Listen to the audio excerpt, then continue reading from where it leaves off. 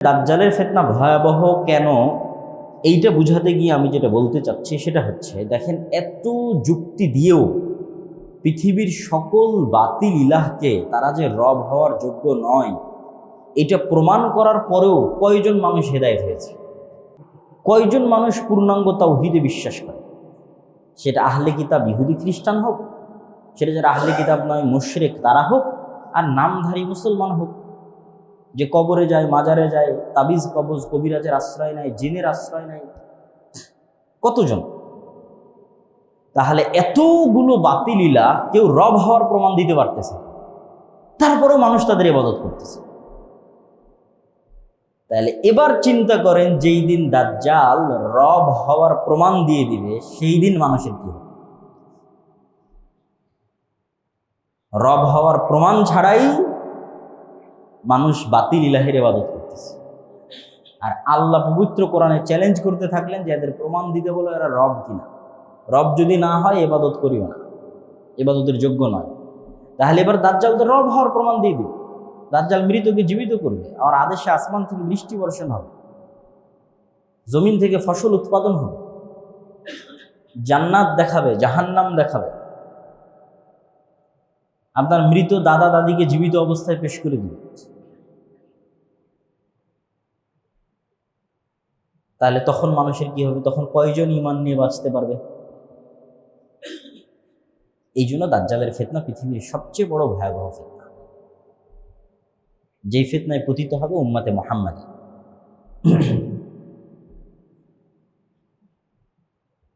তো আমরা আমাদের আলোচনার বিষয়বস্তু নির্ধারণ করেছিলাম কিয়ামতের পূর্ব মুহূর্তের ফিতনা সম্বন্ধে। তো রাসূলুল্লাহ সাল্লাল্লাহু আলাইহি ওয়াসাল্লাম কিয়ামতের পূর্ব মুহূর্তে সংঘটিত হতে পারে এরকম ফিতনা সম্পর্কে সংক্ষেপে যা বলেছেন, তার কিছু সারমর্ম আমরা আজকে আপনাদের সামনে তুলে ধরব। একটি হাদিসে রাসূল সাল্লাল্লাহু আলাইহি ওয়াসাল্লাম বলেন, উ'দুদ সিত্তাম বাইনি ওয়া বাইনা ইয়াদাই সাআ, তোমরা 6টা জিনিস গণনা করে রাখো আমার এবং কিয়ামতের মধ্যে। তার মধ্যে 1 নাম্বার হচ্ছে মাউতি, আমার মৃত্যু। আগে অতীতে এক নবীর পর মানুষ আর এক নবীর অপেক্ষা করত, শেষ নবীর পর আর কোনো নবীর অপেক্ষা নাই। শেষ নবীর পর কিয়ামত হবে, একদিন পরেও হতে পারে, 1 বছর পরেও হতে পারে, 1000 1 লক্ষ বছর পরেও হতে পারে, কিন্তু বাক্য এটাই, শেষ নবীর পরেই কিয়ামত। এই বাক্যের মধ্যে কোনো গ্যাপ নাই। আগে এক নবীর পর আর এক নবী, তারপর আর এক নবী, তারপর আর এক নবী, শেষ নবীর পরে কিয়ামত। তাহলে কিয়ামতের সবচেয়ে বড় আলামত হচ্ছে শেষ নবীর আগমন। মুহাম্মদ সাল্লাল্লাহু আলাইহি ওয়াসাল্লামের প্রেরিত হওয়া কিয়ামতের সবচেয়ে বড় আলামত, যেটা ঘটে গেছে। রাসূল সাল্লাল্লাহু আলাইহি ওয়াসাল্লাম বললেন, ফাতহু বাইতুল মুকাদ্দাস, মসজিদ আকসা বিজয় হওয়া, মুসলমানেরা বিজয় করে, যেটি ইতিমধ্যে 2 বার ঘটেছে। তারপর রাসূল সাল্লাল্লাহু আলাইহি, 3য়বারও ঘটতে পারে। তারপর রাসূল সাল্লাল্লাহু আলাইহি ওয়াসাল্লাম বললেন, ভয়ঙ্কর ভয়াবহ মহামারী, অসংখ্য মহামারী পৃথিবীতে ইতিমধ্যেই ঘটেছে। এটার দ্বারা কোন মহামারীর উদ্দেশ্য আল্লাহ সুবহানাহু ওয়া তাআলা ভালো জানেন। তবে মহামারীর ভাষা অনেক ভয়াবহ। বাক্যটা যে একটা মুরগির ফার্মে যখন মহামারী লাগে, তখন যখন সব মুরগি মরে যায়, বাঁচে কি বাঁচে না তার কোনো গ্যারেন্টি নেই। তো এইরকম ভয়াবহ মহামারী, যে পৃথিবীতে মানুষ দেখা যাচ্ছে 600 কোটি আছে, সবই শেষ হয়ে গেল, অল্প কিছু মানুষ বাঁচে। তারপর রাসূল বললেন, এমন এক ফিতনা, যেই ফিতনা আরবের প্রত্যেক ঘরে প্রবেশ করবে, পৃথিবীর প্রত্যেক ঘরে নয়, শুধু আরবের প্রত্যেক ঘরে প্রবেশ করবে। এবং এটা যুদ্ধ বিগ্রহ, মারামারি, গণ্ডগোল এটাই হবে বলে আমাদের কাছে বেশি বিশুদ্ধ মনে হয়। যে এমন এক যুদ্ধ, এমন এক গৃহযুদ্ধ, যেটাতে আরবের প্রত্যেকটা ঘর যুক্ত হয়ে যাবে, মুক্ত থাকতে পারবে না কেউ। পৃথিবী ধ্বংসের পূর্ব মুহূর্তের ফিতনা সমূহ আল্লাহ সুবহানাহু ওয়া তাআলা যখন পৃথিবী এবং আসমান এবং জমিন সৃষ্টি করেন, তারও 50,000 বছর পূর্বে তিনি তাকদীর লিখেছেন। যদিও তাকদীর আল্লাহর জ্ঞান, আর আল্লাহর জ্ঞানের কোনো অতীত নাই, অনাদি এবং অনন্ত, চিরন্তন। কোনো টাইম ফ্রেম দিয়ে এই সময় এই জ্ঞানকে বাঁধা সম্ভব নয়। সময় নিজেই আল্লাহর একটা সৃষ্টি, সুতরাং সময়ের যত আপেক্ষিকতা আছে সব আল্লাহর সৃষ্টি। এইটার সাথে যিনি সৃষ্টি করেছেন তার তুলনা হবে না। তাহলে সময়ের বাইরে বের হয়ে চিন্তা করার সক্ষমতা আসলে আমাদের নাই, যেহেতু আমরা সময়ের ফ্রেমের মধ্যে আবদ্ধ। আমাদের যে ডাইমেনশন, এই ডাইমেনশনের মধ্যে একটা ডাইমেনশন সময়, যার মধ্যে আমরা সীমাবদ্ধ। এর বাইরে বের হওয়া, এই সময়ের ডাইমেনশনকে ভেদ করা মানুষের পক্ষে সম্ভব নয়। বিজ্ঞান যতই উন্নত হোক এটা সম্ভব নয়। এই সময়ের ডাইমেনশনের ঊর্ধ্বে মহান আল্লাহ সুবহানাহু ওয়া তাআলা। তো ফলত যখন তিনি তাকদীর লেখার আদেশ দেন তখন মূলত তার জ্ঞান থেকে লিখতে বলছেন। তো তার জ্ঞানে যে শুধু আসমান জমিন এবং আসমান জমিনের সৃষ্টি আছে তা না, কত কি আছে তা আল্লাহ সুবহানাহু ওয়া তাআলাই জানেন, যেহেতু তিনি সর্ববিষয়ে জ্ঞানী। এবং তার জ্ঞানের তুলনা দিতে গিয়ে রাসূলুল্লাহ সাল্লাল্লাহু আলাইহি ওয়াসাল্লাম বলেছেন যে আদম থেকে নিয়ে কিয়ামত পর্যন্ত যত মানুষ এসেছে এবং আসবে তাদের সকলের জ্ঞান হচ্ছে মহাসমুদ্রের একটি ফোঁটা।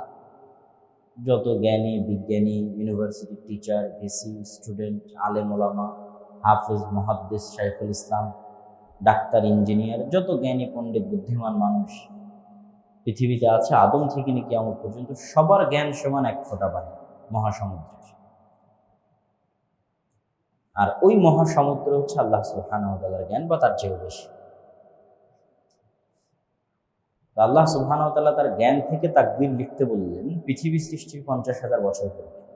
তো তাকদীরে এটাও লেখা আছে, তথা আল্লাহর জ্ঞানে এটা আগে থেকেই ছিল যে পৃথিবী তিনি একদিন ধ্বংস করবেন।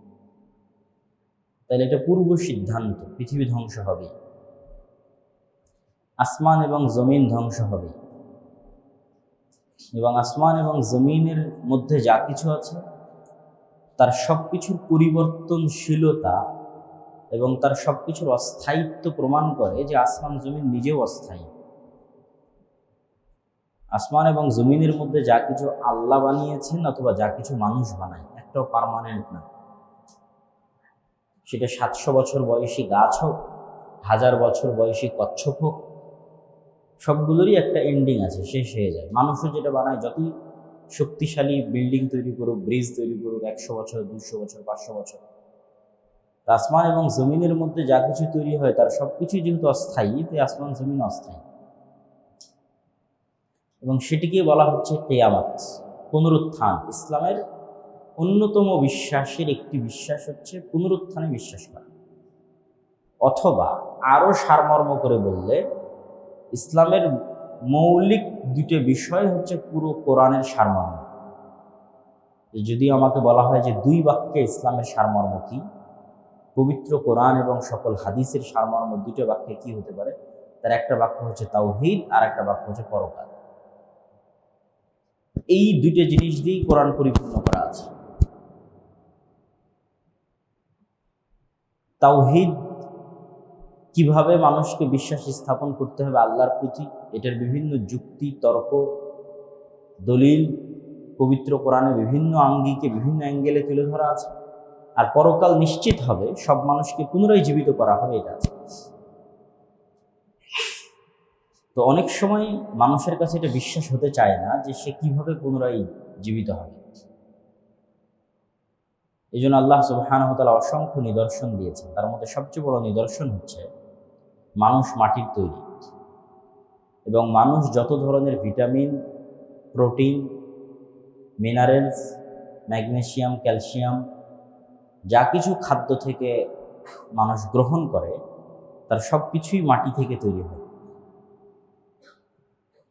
তথা আমি যেই কলাটা গাছ থেকে নিচ্ছি, পাকা কলা, এবং কলা থেকে যে আমি ক্যালসিয়াম, ম্যাগনেসিয়াম নিচ্ছি, ওইটা কলা তৈরি করেছে মাটি থেকে, মাটি, আলো এবং বাতাসের সংস্পর্শে। তাহলে আমার শরীরের মধ্যে যা ভিটামিন, মিনারেলস, প্রোটিন যা আছে তার সবই মাটির মধ্যে আছে। ওইটা আমার খাওয়ার উপযোগী করার জন্য আল্লাহ সুবহানাহু ওয়া তাআলা একটা সিস্টেমের মধ্যে দিয়ে ওইটাকে কলায় পরিণত করেছেন, তারপরে আমার সেটা খাবারের উপযোগী হচ্ছে। কিন্তু যেহেতু 2টার মধ্যে থাকা জিনিস সেম, তো ওই কলার ম্যাগনেসিয়াম দিয়ে যেমন ক্যালসিয়াম দিয়ে যেমন শরীরের মধ্যে সেল তৈরি হচ্ছে, তো ওই ক্যালসিয়াম ম্যাগনেসিয়াম সব মাটির মধ্যেও আছে, তো মাটির মধ্যে সেল তৈরি হয়ে যাবে, কোষ তৈরি হয়ে যাবে, 1 সেকেন্ডের ব্যাপার। কেন মানুষ যা গ্রহণ করছে তার সবই তো মাটি থেকে আসছে। মানুষ যদি বলে আমি গরুর গোস্ত খাই, তো গরু মাটিতে তৈরি হওয়া ঘাস খাচ্ছে। কোনো কিছুই মাটি, সূর্য এবং আলো বাতাসের বাইরে নেই।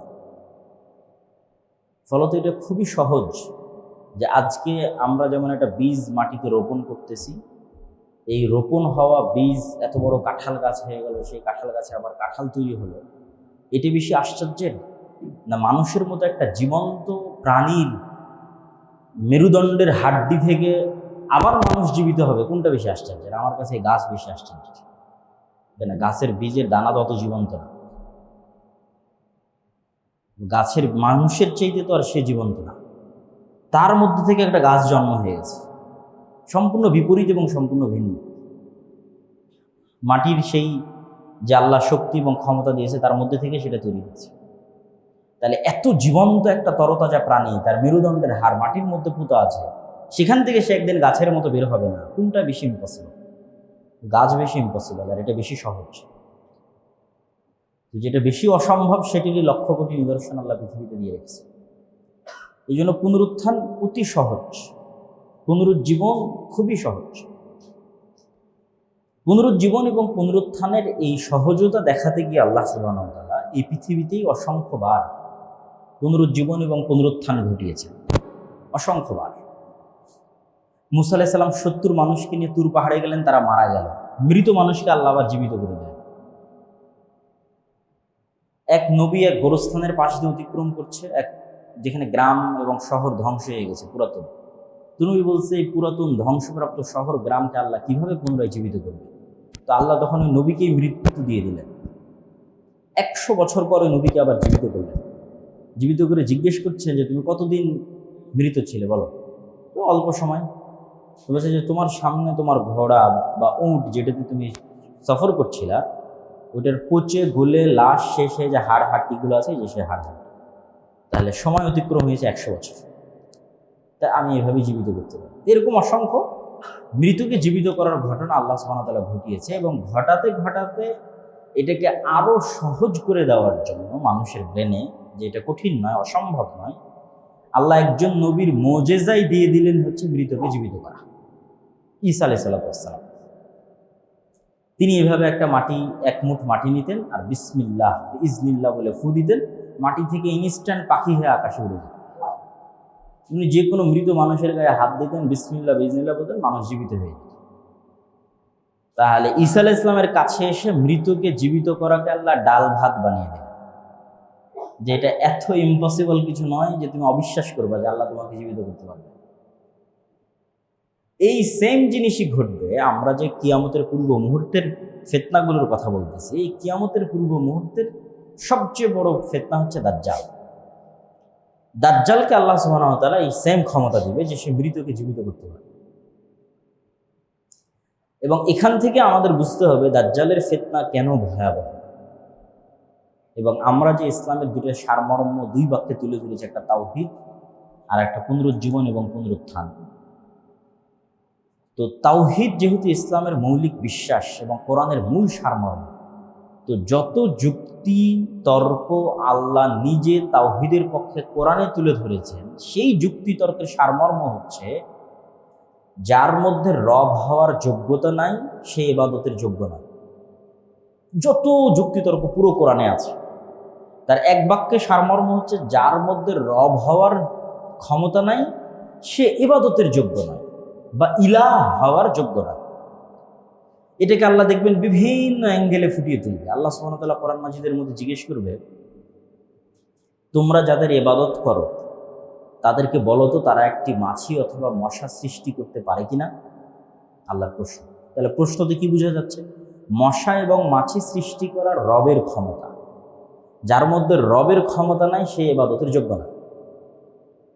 আল্লাহ কোরআন মাজিদে জিজ্ঞেস করবে যে তোমরা যাদের ইবাদত করো তারা দেখতেও পায় না, শুনতেও পায় না,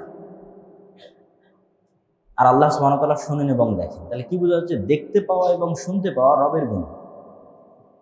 তোমরা যাদের ইবাদত করো তারা মৃত, আর আল্লাহ হচ্ছে হাই কাইয়ুম, আল হাইয়ুল কাইয়ুম, চিরঞ্জীব চিরস্থায়ী। তাহলে যে মরে যায়, যে চিরঞ্জীব নয়, সে রব হতে পারে না, আর যে রব নয় সেই ইবাদতের যোগ্য হতে পারে না। আল্লাহ সুবহানাহু ওয়া তাআলা বলতে বলতে এতদূর পর্যন্ত বলবেন যে তোমরা যাদের ইবাদত করো আল্লাহ ব্যতীত, খেজুরের বিচির উপরে যে পাতলা আবরণ আছে, এই পাতলা আবরণেরও তারা মালিক নয়। তাদেরকে দাবি করতে বলো যে তারা বলুক যে আমরা এই পাতলা আবরণের মালিক। আল্লাহ সুবহানাহু ওয়া তাআলা বলছেন এটাও দরকার নাই দাবি করার।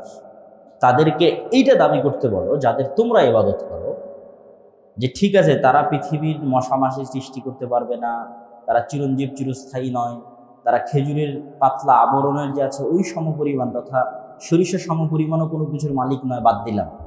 এগুলো একটাও যেহেতু তারা করতে পারবে না, সব বাদ দিলাম। এতটুকু বলতে বলো যে আল্লাহ যখন আসমান এবং জমিন সৃষ্টি করেছিল তখন ওরা আল্লাহকে হেল্প করেছিল, ওরা আল্লাহর হেল্পার ছিল, আল্লাহর সহযোগী ছিল, এটা দাবি করত। এটাও তো কারো দাবি করার ক্ষমতা নেই যে আল্লাহ যখন আসমান এবং জমিন সৃষ্টি করেছে তখন আমি আল্লাহকে হেল্প করেছিলাম। সেটা মা কালী মা দুর্গা হোক, সেটা শাহজালাল শাহপরাণ হোক, সেটা ঈসা আলাইহিস সালাম হোক আর মারিয়াম আলাইহিস সালাম হোক, আল্লাহ বাদে মানুষ যাদের ইবাদত করে। তাহলে দেখেন আল্লাহ বিভিন্ন অ্যাঙ্গেল থেকে ওই সেম জিনিসটাকে টার্গেট করতেছে যে যার রব হওয়ার যোগ্যতা নাই সেই ইবাদতের যোগ্য নয়, সে সিজদা পাওয়ার যোগ্য নয়, দোয়া পাওয়ার যোগ্য নয়, তার কাছে তুমি সাহায্য চাইবা এটার যোগ্য নয়। তাহলে ইবাদতের যোগ্য হতে হলে আগে রবের প্রমাণ দিতে হবে, যে আমি যে রব এর প্রমাণ দিতে হবে।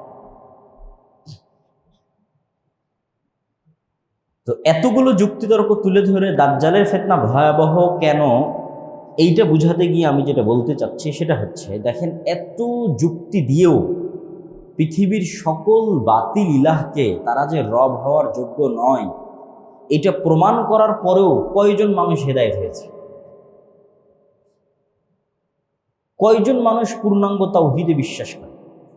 সেটা আহলে কিতাব ইহুদি খ্রিস্টান হোক, সেটা যারা আহলে কিতাব নয় মুশরিক তারা হোক, আর নামধারী মুসলমান হোক, যে কবরে যায়, মাজারে যায়, তাবিজ কবজ কবিরাজের আশ্রয় নেয়, জিনের আশ্রয় নেয়, কতজন?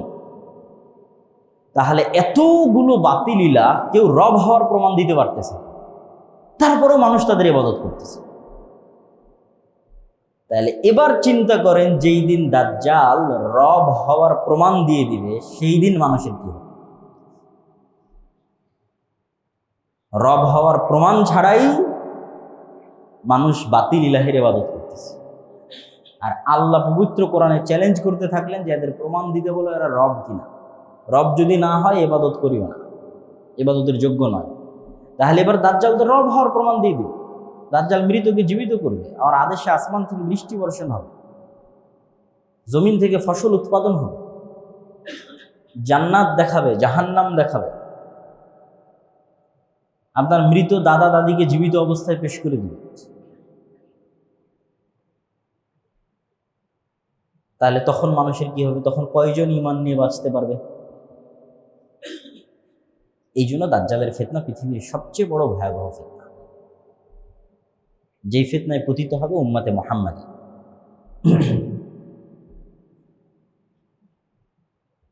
তো আমরা আমাদের আলোচনার বিষয়বস্তু নির্ধারণ করেছিলাম কিয়ামতের পূর্ব মুহূর্তের ফিতনা সম্বন্ধে। তো রাসূলুল্লাহ সাল্লাল্লাহু আলাইহি ওয়াসাল্লাম কিয়ামতের পূর্ব মুহূর্তে সংঘটিত হতে পারে এরকম ফিতনা সম্পর্কে সংক্ষেপে যা বলেছেন তার কিছু সারমর্ম আমরা আজকে আপনাদের সামনে তুলে ধরব। একটি হাদিসে রাসূল সাল্লাল্লাহু আলাইহি ওয়াসাল্লাম বলেন, উ'দুদ সিত্তাম বাইনি ওয়া বাইনা ইয়াদাই সাআ, তোমরা 6টা জিনিস গণনা করে রাখো আমার এবং কিয়ামতের মধ্যে। তার মধ্যে 1 নাম্বার হচ্ছে মাউতি, আমার মৃত্যু। আগে অতীতে এক নবীর পর মানুষ আর এক নবীর অপেক্ষা করত, শেষ নবীর পর আর কোনো নবীর অপেক্ষা নাই। শেষ নবীর পর কিয়ামত হবে, একদিন পরেও হতে পারে, 1 বছর পরেও হতে পারে, 1000 1 লক্ষ বছর পরেও হতে পারে, কিন্তু বাক্য এটাই, শেষ নবীর পরেই কিয়ামত। এই বাক্যের মধ্যে কোনো গ্যাপ নাই। আগে এক নবীর পর আর এক নবী, তারপর আর এক নবী, তারপর আর এক নবী, শেষ নবীর পরে কিয়ামত। তাহলে কিয়ামতের সবচেয়ে বড় আলামত হচ্ছে শেষ নবীর আগমন। মুহাম্মদ সাল্লাল্লাহু আলাইহি ওয়াসাল্লামের প্রেরিত হওয়া কিয়ামতের সবচেয়ে বড় আলামত, যেটা ঘটে গেছে। রাসূল সাল্লাল্লাহু আলাইহি ওয়াসাল্লাম বললেন, ফাতহু বাইতুল মুকাদ্দাস, মসজিদ আকসা বিজয়িত হওয়া, মুসলমানেরা বিজয় করে, যেটি ইতিমধ্যে 2 বার ঘটেছে। তারপর রাসূল সাল্লাল্লাহু আলাইহি তৃতীয়বারও ঘটতে পারে। তারপর রাসূল সাল্লাল্লাহু আলাইহি ওয়াসাল্লাম বললেন, ভয়ঙ্কর ভয়াবহ মহামারী, অসংখ্য মহামারী পৃথিবীতে ইতিমধ্যেই ঘটেছে। এটার দ্বারা কোন মহামারীর উদ্দেশ্য আল্লাহ সুবহানাহু ওয়া তাআলা ভালো জানেন। তবে মহামারীর ভাষা অনেক ভয়াবহ। বাক্যটা যে একটা মুরগির ফার্মে যখন মহামারী লাগে, তখন যখন সব মুরগি মরে যায়, বাঁচে কি বাঁচে না তার কোনো গ্যারেন্টি নেই। তো এইরকম ভয়াবহ মহামারী, যে পৃথিবীতে মানুষ দেখা যাচ্ছে 600 কোটি আছে, সবই শেষ হয়ে গেল, অল্প কয়েক কিছু মানুষ বাঁচে। তারপর সাল্লাল্লাহু বললেন, এমন এক ফিতনা, যেই ফিতনা আরবের প্রত্যেক ঘরে প্রবেশ করবে, পৃথিবীর প্রত্যেক ঘরে নয়, শুধু আরবের প্রত্যেক ঘরে প্রবেশ করবে। এবং এটা যুদ্ধ বিগ্রহ, মারামারি, গণ্ডগোল এটাই হবে বলে আমাদের কাছে বেশি বিশুদ্ধ মনে হয়। যে এমন এক যুদ্ধ, এমন এক গৃহযুদ্ধ, যেটাতে আরবের প্রত্যেকটা ঘর যুক্ত হয়ে যাবে, মুক্ত থাকতে পারবে না কেউ। এবং আর এক হাদিসে রাসূল সাল্লাল্লাহু আলাইহি ওয়াসাল্লাম বলেছেন, অচিরেই ফোরাত নদীর মধ্যে থেকে স্বর্ণের পাহাড় বের হবে, যেটা নিয়ে আরবে ভয়ঙ্কর যুদ্ধ তৈরি হবে, যেই যুদ্ধে পুরো আরব অংশগ্রহণ করবে। তো অনেক সময় এই হাদিসগুলো শুনলে মানুষের কাছে আশ্চর্য মনে হয়, কিন্তু আজ থেকে 200 বছর 300 বছর আগে যে মানুষ চলে গেছে, তাকেও যদি বলেন যে মরুভূমির নিচে এরকম তেল আছে আর সেই তেল দিয়ে এই করা সম্ভব, সেও বিশ্বাস করে। তো অসম্ভব বলে কিছু নয়, সবই সম্ভব। তারপর রাসূল সাল্লাল্লাহু আলাইহি ওয়াসাল্লাম বললেন, তোমাদের মধ্যে এবং রোমানদের মধ্যে একটি চুক্তি হবে, তোমাদের মধ্যে এবং রোমানদের মধ্যে একটি যুদ্ধ হবে, কিন্তু ওই যুদ্ধের পূর্বে রোমানদের সাথে মুসলমানদের চুক্তি হবে, এবং সেই চুক্তির ভিত্তিতে তারা তৃতীয় একটি পক্ষের বিরুদ্ধে যুদ্ধ করবে। ওই তৃতীয় পক্ষের বিরুদ্ধে যুদ্ধে মুসলমান এবং রোমানরা বিজয়ী হবে। তারপরে মুসলমান এবং রোমানরা আবার মুখোমুখি পরস্পরে যুদ্ধ করবে। রোমান বলতে খ্রিস্টান। তারা কারা? 500 বছর আগে যখন এই হাদিস মানুষ শুনেছে, তখন সে একরকম চিন্তা করতে পারে, আর আজকে আমরা যখন এই হাদিস শুনছি, তখন আমরা আর এক রকম চিন্তা করতে পারি। আরো 500 বছর পরে যখন কেউ হাদিস শুনবে, তখন তারা চিন্তা করতে পারে আর এক রকম। কিন্তু এতটুকু নিশ্চিত যে খ্রিস্টান, এখন রাশিয়ার খ্রিস্টান, আমেরিকার খ্রিস্টান, ইউরোপের খ্রিস্টান, আল্লাহ ভালো জানে, কিন্তু খ্রিস্টানদের সাথে মুসলমানদের একটা চুক্তি হয়ে তৃতীয় পক্ষের বিরুদ্ধে তারা লড়াই করে। বিজয়ী হওয়ার পর আবার খ্রিস্টান এবং মুসলমানরা মুখোমুখি লড়াই করে। এবং এই লড়াইয়ের যে স্থান রাসূল সাল্লাল্লাহু আলাইহি ওয়াসাল্লাম উল্লেখ করেছেন, তা হচ্ছে তুরস্ক এবং সিরিয়ার সীমান্তবর্তী অঞ্চল। আজকের যে সীমানা, সেই সীমানার আলোকে বলতেছে। আজকের সীমানার আলোকে তুরস্ক এবং সিরিয়ার সীমান্তবর্তী অঞ্চল। এবং যুদ্ধের যে ভয়াবহতার কথা রাসূল সাল্লাল্লাহু আলাইহি ওয়াসাল্লাম উল্লেখ করেছেন, এবং বাইবেলিক্যাল যে প্রফেসি আছে, তথা বাইবেল এবং তাওরাতের যে বিকৃত অবস্থা, এই বিকৃত অবস্থার উপরও তাদের যে ভবিষ্যৎবাণীগুলো আছে, যেগুলো বাইবেলের প্রফেসি বলে, সেগুলোর সাথেও কিছু কিছু মিল আছে। যেমন এতটুকু কমন মিল সবার মধ্যেই আছে যে সবাই একজন মাসিহের অপেক্ষা করতেছে। সবার ধর্মগ্রন্থে একজন উদ্ধারকারী মাসিহ আছে। ইহুদিরাও একজন মাসিহের অপেক্ষমান, খ্রিস্টানেরাও একজন মাসিহের অপেক্ষমান, মুসলমানেরাও একজন মাসিহের অপেক্ষমান। মাসিহ শব্দের অর্থ হচ্ছে বিপদ থেকে উদ্ধারকারী। মাসিহাদ দাজ্জাল ও মাসিহ, ঈসা মাসিহ ও মাসিহ। কিন্তু মাসিহাদ দাজ্জাল হচ্ছে ধোঁকাবাজ, মিথ্যুক মাসিহ, প্রকৃত মাসিহ না। আর ঈসা মাসিহ হচ্ছে রিয়াল, সত্য, প্রকৃত মাসিহ। তো ইহুদিরা এখানেই গরমিল করে ফেলবে। তারা তাদের স্বভাবের শাস্তির কারণে, তাদের অতীতের পাপের কারণে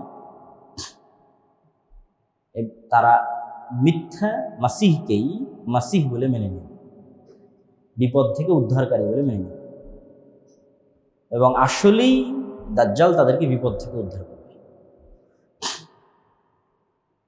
আর খ্রিস্টানদের অধিকাংশ মুসলমান হয়ে যেতে পারে, এটার সম্ভাবনাই বেশি। তাদেরও কিছু কিছু দাজ্জালের অনুসারী হতে পারে, তবে বেশিরভাগ মুসলমান হয়ে যেতে পারে। তো মুসলমান এবং খ্রিস্টানদের মধ্যে থেকে হওয়া নতুন মুসলমানেরা সত্য মাসিহের অনুসারী হবে, যিনি হবেন ঈসা মাসিহ। তবে ঈসা মাসিহ যখন আসবেন তখনও মুসলমানেরা বিপদে, তিনিও এসে মুসলমানদের বিপদ থেকে উদ্ধার করবেন। তাহলে ইহুদিদেরকে বিপদ থেকে উদ্ধার করবে দাজ্জাল, আর মুসলমানদেরকে বিপদ থেকে উদ্ধার করবে ঈসা আলাইহিস সালাম। তাহলে সিনারি কেমন হবে? সিনারি হবে এরকম যে দাজ্জাল আসার পূর্বে ইহুদিরা থাকবে বিপদে। অনেকেই মনে করে যে না, এখন মুসলমানেরা যে বিপদ আছে এই বিপদই চলমান থাকবে এবং এইভাবেই সারা পৃথিবীর কন্ট্রোল আগেই দাজ্জাল নিয়ে নেবে, তারপরে দাজ্জাল বের হবে। কোরআন এবং হাদিসের ধারাবাহিকতা এটা বোঝা যায়। হাদিসের ধারাবাহিকতায় বোঝা যায় যে দাজ্জাল আসার আগেই মুসলমানেরা সারা পৃথিবী বিজয় করে নেবে, মানে বেশিরভাগ। ওটা ওই হাদিসেই, এই যে হাদিসে খ্রিস্টানদের সাথে যুদ্ধ হচ্ছে, ভয়ঙ্কর ভয়াবহ যুদ্ধ, এই ভয়ঙ্কর ভয়াবহ যুদ্ধ তো মুসলমানেরা বিজয়ী হবে, তখনও তো দাজ্জাল আসেনি। এবং এটা এত ভয়াবহ যুদ্ধ যে খ্রিস্টানরা একত্রিত হয়েছে প্রায় 10 লক্ষ। তাহলে এই 10 লক্ষ খ্রিস্টান যখন পরাজিত হবে, তখন সারা পৃথিবীতে খ্রিস্টানদের আর পাওয়ারফুল কোনো পাওয়ারই নাই, এখানেই তো শেষ হয়ে গেছে। সবচেয়ে বড় যুদ্ধ তো এখানেই হয়ে গেছে। তাহলে মুসলমানদের সামনে তার কোনো বাধাই নাই। মুসলমানরা একের পর এক দেশ বিজয় করবে, ইস্তাম্বুল বিজয় করবে, ইতালির রাজধানী রোম বিজয় করবে, এবং এই যুদ্ধের পূর্বেই হয়তো ভারত বিজয় করবে, মসজিদে আকসা বিজয় করবে। এরকম আরও কিছু হাদিসে ইঙ্গিত পাওয়া যায়। তার মধ্যে এগুলো যেগুলো বললাম এগুলো সহিহ, আর দুই একটা কিছু জয়ীফ হাদিসও আছে। তথা সারমর্ম হচ্ছে, যখন ইহুদি এবং খ্রিস্টানেরা বিপদে তখন আসবে দাজ্জাল, যখন সারা পৃথিবীতে মুসলমানদের জয় জয়কার, যখন মসজিদে আকসা থেকে, ভারত থেকে, ইস্তাম্বুল থেকে, ইতালির রাজধানী রোম পর্যন্ত সব মুসলমানেরা বিজয় করে নিয়েছে, এবং যারা ইসলামের শত্রু তারা যখন বিপদে, তখন এবার দাজ্জাল বের হবে রাগান্বিত অবস্থায়। এবং দাজ্জাল যেহেতু এক্সট্রা অর্ডিনারি, অলৌকিক ক্ষমতা নিয়ে আসবে, ফলত মুসলমানদের আর কিচ্ছু করার থাকবে না। এত বিশাল বিজয় অর্জনের পরও মুসলমানেরা বেবাস, লাচার, অসহায় অবস্থার মধ্যে পড়ে যাবে। কেন? দাজ্জাল যেই সমস্ত এক্সট্রা অর্ডিনারি অলৌকিক ক্ষমতা নিয়ে এসেছে, সেগুলো মোকাবেলা করার মতো কোনো ক্ষমতা মুসলমানদের কাছে থাকবে না। এবং এই সময়ই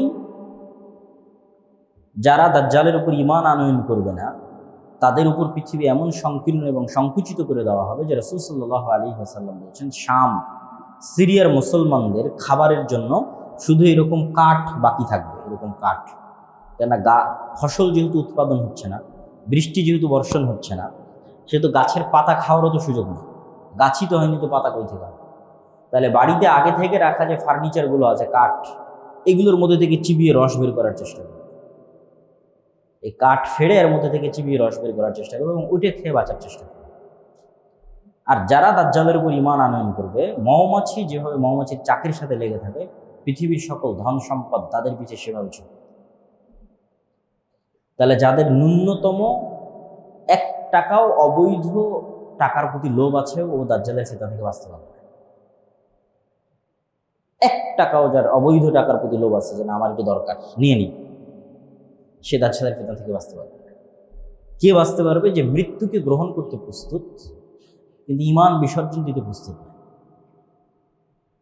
কেন? সারা পৃথিবী সকল ধন সম্পদ তখন দাজ্জালের উপরে যারা ঈমান আনতে পারবে, আর যারা করবে না তাদের কাছে কিচ্ছু নেই, খাবারও নাই। ঈমানের সবচেয়ে বড় পরীক্ষা। এবং রাসূল সাল্লাল্লাহু আলাইহি ওয়াসাল্লাম বললেন যে 40 দিনের প্রথম দিন হবে 1 বছর, দ্বিতীয় দিন হবে 1 মাস, তৃতীয় দিন হবে 1 সপ্তাহ, এবং তার গতি হবে আকাশে ঝড়ের সময় মেঘমালা যে গতিতে চলে সেই গতি। তো এবার যেহেতু মুসলমানেরা বিপদে পড়ে গেছে দাজ্জালের কারণে, দাজ্জালের এক্সট্রা অর্ডিনারি অলৌকিক ক্ষমতার কারণে, এবার দাজ্জালের চাইতেও সত্যিকার যিনি মাসিহ আসবেন, উনি আরও আপার লেভেলের এক্সট্রা অর্ডিনারি অলৌকিক ক্ষমতার মালিক, যিনি মুসলমানদেরকে উদ্ধার করার জন্য আসবেন। তিনি হচ্ছে ঈসা আলাইহিস সালাম। তিনি হলেন সত্যিকার মাসিহ, ঈসা মাসিহ, প্রকৃত মাসিহ। এনার অলৌকিক ক্ষমতা কেমন হবে? এনার নিঃশ্বাস যতদূর পর্যন্ত যাবে, ওই এরিয়ার মধ্যে যদি কোনো কাফের থাকে, সে নিঃশ্বাসে মারা যাবে, অস্ত্র প্রয়োগ হবে। নিঃশ্বাসে মারা যাবে। এবং দাজ্জাল যদি তাকে দেখে তাহলে দৃষ্টিতে মৃত্যুবরণ করবে অস্ত্র প্রয়োগের পূর্বেই। কিন্তু তারপরেও ঈসা আলাইহিস সালাম তাকে অস্ত্র দিয়েই হত্যা করবে। তাহলে এই হলো সারমর্ম সিনারি, যে মুসলমানেরা বিজয় করবে, ইহুদি খ্রিস্টানরা বিপদে থাকবে, দাজ্জাল আসবে তাদেরকে উদ্ধার করবে, উদ্ধার করে এবার দাজ্জালের হাতে সারা পৃথিবীর কন্ট্রোল। এবার মুসলমানেরা বিপদে, এবার ঈসা আলাইহিস সালাম আসবে, তিনি মুসলমানদের উদ্ধার করবেন, দাজ্জালকে হত্যা করবেন। এবং দাজ্জালের সাথে থাকা ইহুদিরা যখন বিভিন্ন গাছ এবং পাথরের আড়ালে আশ্রয় নেবে, তখন গাছ এবং পাথরও কথা বলবে যে এখানে ইহুদি লুকিয়ে আছে, আসো একে হত্যা করো। এভাবেই রাসূল সাল্লাল্লাহু আলাইহি ওয়াসাল্লাম হাদিসে বলেছেন। এবং এটা দাজ্জালের পরাজয়ের পরে তাদেরকে হত্যা করা। এবং এই ফিতনার পরে, এটা পৃথিবীর সবচেয়ে বড় ফিতনা, দাজ্জালের ফিতনা, কিন্তু এই ফিতনার পরে আল্লাহ সুবহানাহু ওয়া তাআলা ঈসা আলাইহিস সালামকে বলবেন যে এখন যে ফিতনা আসবে ওটার সাথে তুমিও মোকাবেলা করতে পারবে। দাজ্জালের ফিতনার সাথে তো মুমিন মুসলমানেরা মোকাবেলা করতে পারেন, ঈসা আলাইহিস সালাম এসে মোকাবেলা করবেন। তো ঈসা আলাইহিস সালামকে আল্লাহ বলবেন এখন যে ফিতনা আসবে এটার সাথে তুমিও মোকাবেলা করতে পারবে না, সেটা হচ্ছে ইয়াজুজ মাজুজ। অতএব তুমি মুমিন মুসলমানদের নিয়ে তুর পাহাড়ে আশ্রয় নাও।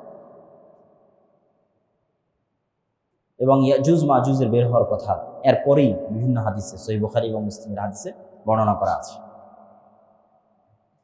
ইয়াজুজ মাজুজের সংখ্যাধিক্য সম্পর্কে রাসূল সাল্লাল্লাহু আলাইহি সাল্লাম বলেন, এটা সহিহ হাদিস, যে একদা রাসূল সাল্লাল্লাহু বললেন যে আদম সন্তানের প্রত্যেক 1000 জনে 999 জন জাহান্নামে যাবে আর একজন জান্নাতে যাবে। তখন সাহাবীরা সবাই হতাশ, যে 1000-এ যদি 999 জাহান্নামে যায়, একজন জান্নাতে যায়, তাহলে আমাদের খুব চান্স কম যে আমিও সেই জান্নাতি ব্যক্তি, খুবই কম। তো যখন হতাশ সাহাবীরা, তখন রাসূল সাল্লাল্লাহু আলাইহি ওয়াসাল্লাম বলেন হতাশার কিছু নাই, এই 999 জনের বেশিরভাগই ইয়াজুজ মাজুজ। ধরেন আমি ধরলাম 999-এর 900টা ইয়াজুজ মাজুজ ধরলাম, কথার কথা। তাহলে আদম থেকে নিয়ে কিয়ামত পর্যন্ত যা মানুষ সৃষ্টি হয়েছে তার 900 গুণ হতে হবে ইয়াজুজ মাজুজ, তার 900 গুণ হতে হবে। তাহলে 100, তার বিপরীতে 900। তাহলে এখনকার 600 কোটির 900 গুণ নয়, আদম থেকে নিয়ে কিয়ামত পর্যন্ত যা মানুষ হবে তার 900 গুণ। তাহলে ইয়াজুজ মাজুজের সংখ্যা কত হতে পারে? বেহিসাব, অগণিত, অসংখ্য সংখ্যা, যা গণনার মধ্যেও আনা সম্ভব নয়। তবে দাজ্জালও আদম আলাইহিস সালামের সন্তান, ইয়াজুজ মাজুজও আদম আলাইহিস সালামের সন্তান। দাজ্জালও বানু আদম, ইয়াজুজ মাজুজও বানু আদম। কেউ যদি মনে করে দাজ্জাল মানে কোনো technology, chat GPT, Gemini, AI, দাজ্জাল মানে আমেরিকা, এগুলো ভুয়া কথা। দাজ্জাল বানু আদম, মানুষ, আদমের সন্তান। আবার ইয়াজুজ মাজুজ বানু যদি কেউ ভিন্ন ভিন্ন অর্থ এবং বিকৃতি করে, এটা বিশুদ্ধ আকীদা না, আদমের সন্তান। এবং কিয়ামতের পূর্ব মুহূর্তে ব্যতিক্রম ঘটনা ঘটবে বলেই তো আসলে এগুলোর উল্লেখ। অনেকের মনে প্রশ্ন তৈরি হয় যে তাহলে এখন তারা কোথায়, ইয়াজুজ মাজুজ কোথায়, দাজ্জাল কোথায়, আমরা দেখি না কেন? যদি এক হাদিসে তামিম আদ-দারি রাদিয়াল্লাহু তাআলা আনহু, তার সাথে দাজ্জালের সাক্ষাতের একটা লম্বা হাদিস পাওয়া যায়, যে লম্বা হাদিসে দাজ্জালের সাথে কথোপকথন উল্লেখ করা আছে। এবং দাজ্জাল ওখানে যে 3টা প্রশ্ন করেছে, sea of Galilee, lake of Tiberia, বহাইরা তাবারিয়া এবং নাখাল বাইসান, যেটা ইসরায়েলের একটা শহর, বাইত শিয়ান, এই শহরের খেজুরের বাগান, এবং আইনে জোগার বা স্প্রিং অফ জোয়ার, এই 3টের মধ্যে 2টার বর্ণনা বাইবেলে আছে। একটা সি অফ গ্যালিলি আর একটা হচ্ছে স্প্রিং অফ জোয়ার। বাইবেলে কি হিসেবে আছে? তাদের পবিত্র হিসেবে আছে, যে ঈসা আলাইহিস সালাম যত মোজেজা দেখাতেন সেগুলো সি অফ গ্যালিলির আশেপাশে দেখাতেন। এই জন্য ইউরোপ থেকে লক্ষ লক্ষ ভিজিটর এবং আমেরিকা থেকে এখানে আসে, দেখতে আসে। তো দাজ্জালের সাথে কথোপকথন এবং সাক্ষাতের বর্ণনা একটা হাদিসে, সহিহ হাদিস, সহিহ বুখারীর হাদিসে পাওয়া যায়। তখন প্রশ্ন হচ্ছে আছে কোথায়? যদি সাক্ষাৎ সম্ভব হয়, পূর্ব থেকে সৃষ্টি থাকে, পূর্ব থেকে যে সৃষ্টি আছে ইয়াজুজ মাজুজ, তার প্রমাণ তো কোরআনেই আছে। যুলকারনাইনের 3টা ঐতিহাসিক সফর, যেগুলো সূরা কাহফে বর্ণনা করা আছে। এই জন্য কিয়ামতের দাজ্জালের ফিতনা থেকে বাঁচার ক্ষেত্রে সূরা কাহফের কথা এসেছে। কেননা সূরা কাহফে, কোরআনের সবচেয়ে ব্যতিক্রম ঘটনাগুলো সূরা কাহফে আছে। একটা হচ্ছে জুলকারনাইনের সফর, ব্যতিক্রম সফর, যেখানে একটা সফরে গিয়ে তিনি ইয়াজুজ মাজুজকে পেলেন এবং তাদেরকে আটকে দিলেন, আড় তৈরি করে দিলেন, পৃথিবীর মানুষকে ডিস্টার্ব দিতে পারবে না। আর একটা আসহাবে কাহাফের ঘটনা, সময়ের আপেক্ষিকতা, 309 বছর পৃথিবী থেকে বিচ্ছিন্নতা, ঈমান রক্ষার জন্য গুহায় আশ্রয়। আর আরেকটা হচ্ছে খিজির এবং মুসা আলাইহিস সালামের ঘটনা। এটা তো আরো আশ্চর্য, কেন পৃথিবীর ফিজিক্স সেখানে কাজ করে না। যেখানে খিজির আলাইহিস সালাম একটা শিশুকে হত্যা করে বলতেছেন যে এই শিশু বড় হলে তার বাপ মাকে হত্যা করবে, তো ভবিষ্যৎ দেখে এসে অতীতে বাস্তবায়ন। এটা পৃথিবীর টাইম ফ্রেমে ইম্পসিবল, যে আমি পৃথিবীর টাইম ফ্রেমে সময়ের সফর করব এবং সময়ের সফর করে ভবিষ্যৎ দেখে আসবো, ভবিষ্যৎ দেখে এসে ওটাকে অতীতে সংশোধন করব। এগুলো শুধু সায়েন্স ফিকশনে সম্ভব, এখন পর্যন্ত বাস্তবে সম্ভব। কিন্তু সেটা কোরআনের মধ্যে খিজির আলাইহিস সালাম করতেছে, বুঝেন এই ছেলে বড় হলে তার বাপ মাকে হত্যা করবে, তাই অতীতে তিনি তাকে হত্যা করতেছেন আগেই। তো খিজির আলাইহিস সালামের সাথে সাক্ষাতের ঘটনা এবং তাকে খুঁজে বের করার ঘটনা এবং তার আড়াল হয়ে যাওয়ার ঘটনা পুরোটাই রহস্য। এই জন্য খিজির আলাইহিস সালাম সম্পর্কে পরবর্তী তার হাদিসেও কোনো স্পষ্ট বিবরণ খুঁজে পাওয়া যায় না, তিনি কে, কই থেকে আসলেন, নবী কিনা, কই থাকেন, খুঁজে পাওয়া যায় না। কিন্তু অবশ্যই কিছু কোয়েশ্চেন মার্ক আছে। সেই কোয়েশ্চেন মার্কগুলো কি? স্বাভাবিক পৃথিবীর কেউ হলে আল্লাহ সুবহানাহু ওয়া তাআলা বলতেন অমুক গ্রামে যাও, অমুক শহরে যাও, আমার একটা বান্দা আছে, খুঁজে পাবা, মানুষজন তাকে চিনবে। আল্লাহ বলছেন না, তুমি মাছ ভেজে নাও, এই মাছ যেখানে জীবিত হয়ে সমুদ্রের মধ্যে, সমুদ্রের ধার দিয়ে চলতে থাকো, সমুদ্রের মধ্যে যেখানে এই মাছ জীবিত হয়ে চলে যাবে ওখানে তুমি পাবা। তারপরে মুসা আলাইহিস সালাম ভুলে গেলেন, ইউশা বিন নুন ভুলে গেলেন, পরে মনে পড়লো আরে মাছ তো নাই, মাছ তো বের হয়ে গেছে, কোথায় বের হয়ে গেছে, আবার সেখানে ফিরে চলো। সেখানে দেখছে একজন কম্বল চাদর মুড়ি দিয়ে শুয়ে আছে এবং তিনি আশ্চর্য হচ্ছেন যে এখানে কে সালাম দিচ্ছে। আশ্চর্য হচ্ছে যে জান্নাতের সালাম এখানে কে দেয়। কে তুমি? মুসা, নবী মুসা। তো বলেছে নবী মুসা। তারপরে তো লম্বা ঘটনা। তো এই জিনিসগুলো থেকে একটা কোশ্চেন মার্ক আসে, সেটাই যে নিশ্চিত তা বলা সম্ভব নয়, কিন্তু এতটুকু বলা যায় যে আল্লাহ সুবহানাহু ওয়া তাআলা সকল কিছুর উপর ক্ষমতাবান। মানুষের জ্ঞানের এবং দৃষ্টির সীমাবদ্ধতা অনেক বেশি, যেটা আমরা ভিন্ন প্রাণীর সাথে যদি আমাদেরকে তুলনা করি তাহলে আমরা বুঝতে পারি যে এই ঘরের মধ্যে যদি একটা পাখি ছেড়ে দিই তাহলে জানালা সে খুঁজে পাবে না, কাঁচের সাথে বাড়ি খেতে থাকে। তাহলে পাখির দৃষ্টির সীমা আর আমার দৃষ্টির সীমার মধ্যে আসমান জমিন পার্থক্য, অথচ একই পৃথিবীতে বসবাস করতেছি। আবার আমি আপনাকে যেভাবে দেখতেছি, কুকুর কিন্তু আমাকে সেভাবে দেখে না, আবার সাপ কিন্তু আমাদেরকে সেভাবে দেখে না। তার চিনার, তার শ্রবণ, তার দৃষ্টি ভিন্ন। পিঁপড়ার যে গন্ধ সংগ্রহের যে ক্ষমতা সেটা ভিন্ন। তো প্রত্যেকটা সৃষ্টিজীবের সাথে আর এক সৃষ্টিজীবের আসমান জমিন পার্থক্য। ফলত এক একজন এক এক ডাইমেনশনে থাকে, তারা আর একজন সম্পর্কে পরিপূর্ণ নলেজ অর্জন করতে পারে, এটা সম্ভব যদিও একই পৃথিবীতে বসবাস করে। ঠিক ওই সেম ওই ধরনের কারণেই পৃথিবী, এখানে ফেরেশতারাও আছে কিন্তু আমরা দেখতে পাচ্ছি না। এটাই তো ঈমান। এখানে জিনেরাও থাকতে পারে কিন্তু আমরা তাদের দেখতে পাচ্ছি না।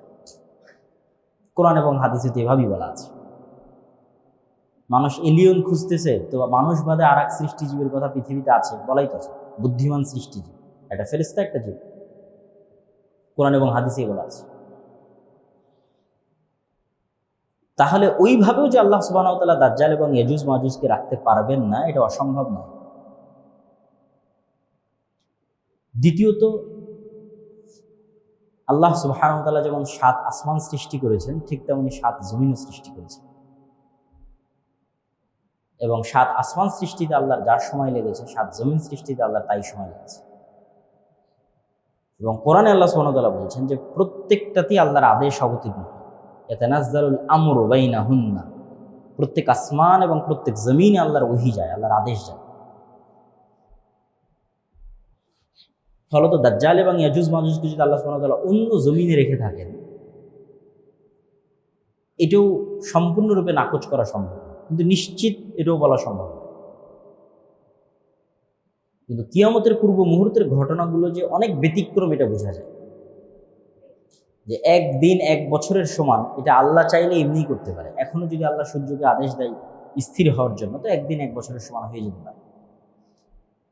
কিন্তু সাধারণত আল্লাহ সুবহানাহু ওয়া তাআলা এভাবে করেন না, সাধারণত করেন না। বরং যেটাই ঘটে ঘটনার ধারাবাহিকতায় ঘটে।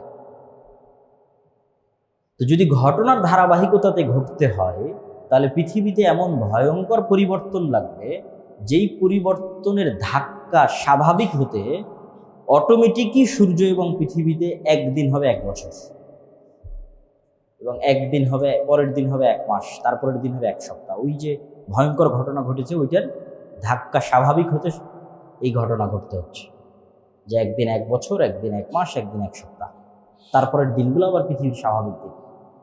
সুতরাং কিয়ামতের পূর্ব মুহূর্তের ঘটনাগুলোকে শুধু স্বাভাবিক দৃষ্টিকোণ থেকে দেখলে হবে না, এটা সম্পূর্ণ ব্যতিক্রম এবং ভিন্ন। দাজ্জালের ফিতনা পৃথিবীর সবচেয়ে ভয়ঙ্কর এবং ভয়াবহ ফিতনা, এবং সবচেয়ে ব্যতিক্রম ফিতনা, ভিন্ন ফিতনা। আর ইয়াজুজ মাজুজেরটা আরও ব্যতিক্রম, আরও ভয়াবহ। এই ফিতনাগুলো থেকে আমরা বাঁচব কীভাবে? এই ফিতনাগুলো থেকে বাঁচার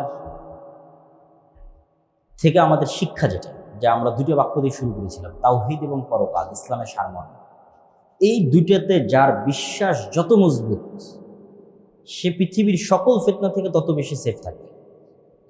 তাওহীদে যার বিশ্বাস যত মজবুত, পুনরায় জীবিত হবে, এইটাতে যার বিশ্বাস যত মজবুত, যে পুনরায় জীবিত হলে আল্লাহ সুবহানাহু ওয়া তাআলা আমাকে জান্নাতে দিবেন। তো আসহাবুল উখদুদ ওয়াস-সামাঈ যাতিল বুরুজ ওয়াল ইয়াউমিল মাউউদ ওয়া শাহিদুন ওয়া মাশহুদ, কুতিলা আসহাবুল উখদুদ। আসহাবুল উখদুদকে বলা হচ্ছে সামনে আগুন, হয় ঈমান না হয় আগুনে ঢুকে পড়ে।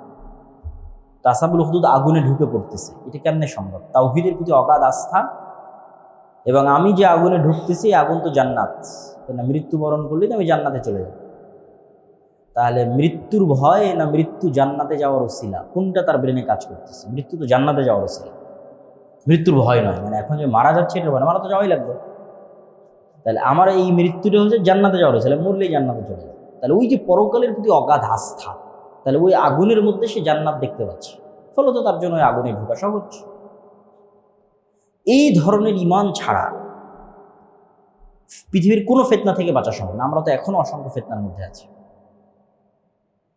তাওহীদ, আল্লাহর অস্তিত্ব এবং আল্লাহর শক্তি এবং ক্ষমতার উপর অগাধ আস্থা, এবং আল্লাহ আমাদের পুনরায় সৃষ্টি করার ক্ষমতা রাখেন, বিচার করবেন এবং বিচারের পরে আমাদেরকে জান্নাত অথবা জাহান্নামে দিবেন, এটার উপর অগাধ বিশ্বাস। এবং এই জিনিসগুলোরই শিক্ষা সূরা কাহফের মধ্যে যে ঘটনাগুলো আছে সেগুলোর মধ্যে আছে।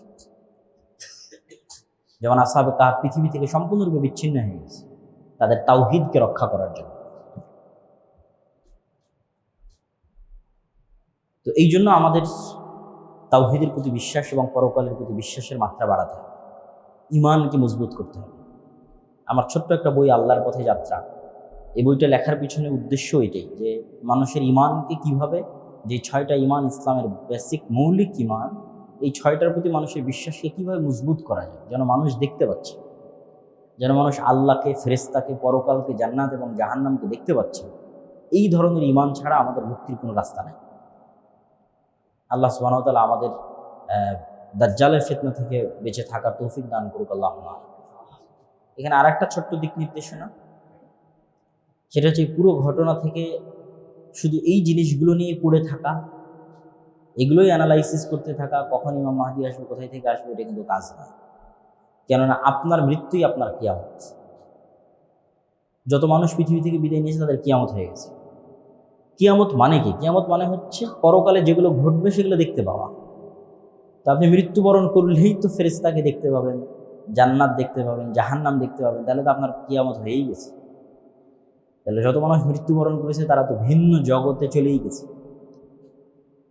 তাহলে কবে ইমাম মাহদী আসবে, কবে দাজ্জাল আসবে, ওইটা অ্যানালাইসিস করা বেশি আগে, না আপনার মৃত্যুর প্রস্তুতি নেওয়া বেশি আগে? না আপনার মৃত্যু তো আপনার কিয়ামত, এটা বেশি আগে। ঠিক আরও একটা বিষয় কি, হতাশা, যে না ইমাম মাহদী আসলেই সব হবে, ঈসা আলাইহিস সালাম আসলেই সব হবে, কিন্তু আমি কিন্তু আপনাকে দেখিয়ে দিলাম তার আগেই সব হবে। মানে আমার এবং আপনার মতো যুবকেরাই, আমার এবং আপনার মতো মুসলমানেরাই বিশ্ব বিজয় করে ফেলবে, কোনো নতুন নবী ছাড়া, কোনো নতুন কোরআন ছাড়া। এই দুটো পয়েন্ট মনে রাখবেন। কোনো নতুন নবী ছাড়াই, কোনো নতুন কোরআন ছাড়াই। যেই কোরআন 1400 বছর আগে এসেছে ওই কোরআন পড়েই, আর যে নবী 1400 বছর এসেছেন ওই নবীর আদর্শ মেনেই আমার এবং আপনার মতো মুসলমানেরা ঈসা আলাইহিস সালাম আসার আগেই পৃথিবী বিজয় করে ফেলবে। তাহলে তো আপনার অনেক কিছু করার আছে, অনেক কিছু শিকার আছে, জানার আছে। ইমাম মাহাদির ঈসা ইসলাম আসলে কোরআনও আসবে না নতুন করে, উনি নবুয়তেরও দাবি করবেন না, নতুন করে কোনো হাদিসও আসবে না। যা থাকার, যা ঘটার, তা ঘটেই গেছে, তা আমার এবং আপনার কাছে আছে। সুতরাং এটা নিয়ে কাজ করা, চর্চা করা, দাওয়াত দেওয়া, দিনকে ছড়িয়ে দেওয়া এবং নিজের মৃত্যুর প্রস্তুতি নেওয়া, এবং আল্লাহ সুবহানাহু ওয়া তাআলার কাছে কিয়ামতের পূর্ব মুহূর্তের ফিতনাগুলো থেকে বাঁচতে চাও। আল্লাহ সুবহানাহু ওয়া তাআলা আমাদের হেফাজত করুক। আল্লাহুম্মা আমিন।